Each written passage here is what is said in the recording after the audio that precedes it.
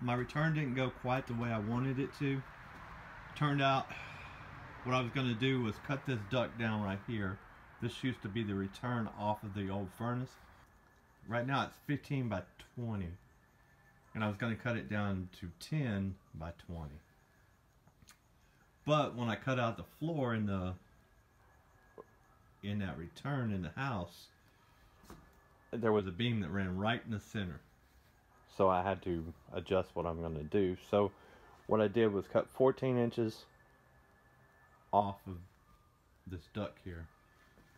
Since my floor joists are only 14 inches, meaning 16 on center, and this is 15, I flanged one side and then flange the other, and what I'll do is I'll screw those to the bottom of the joists, and then that side back there I'll screw it to the inside of the joist, and that one right there I'll put an S-lock on it and then pan the rest of the joist space off. I was going to come out with a piece of 14. There's my 14 inch right there. I was going to come out with 14, but there's only 14 inches in between the floor and the bottom of the floor joist. So what I'm going to do is, you see that 12-inch hole right there, I'm going to run that same 12 back to the furnace, and then I'm going to run a 10 over to the side over there. That way I'll have enough return air. And right there is where the old 12 used to come out the back. Once I get everything in place, I'll go ahead and I'll seal it up with mastic so it'll be airtight. But I'll do all that at one time.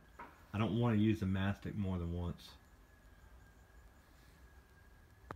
Alright, so here's what's happened on the inside here. Look, I cut out there. What I was going to do was take that duct like I said outside, and I was going to bring 10 by 20 up into here. I was going to cut all that out like I did, bring a 10 by 20 up, and just pan from here, right here, back to the duct. But the problem is there was a beam right in the center, so I couldn't very well do that.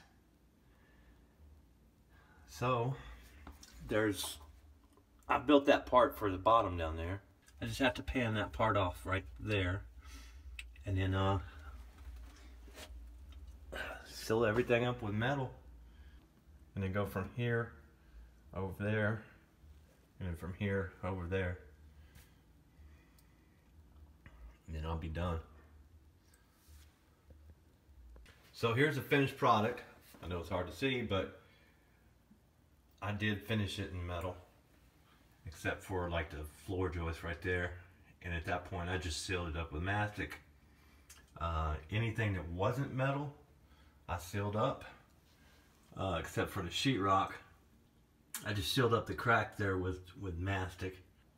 I'll let this dry, and after it finishes drying I'll go back and any crack or gap or whatever I didn't hit with the mastic, I'll redo it. So it's completely sealed up now. There's my box down there. I think it turned out okay. Had I had more room, you know, I could have done a much better job, but there's the top. I don't know if you can see the top, but there's the top. All metal. So it'll be alright. Like I said, I'll just go back when it dries. If there's any crack or gap or anything like that that I missed, I'll fill it up. So thanks for all your comments, and like I said, I pretty much knew what I was going to do before I made that other video. I just wanted to see what other guys would do.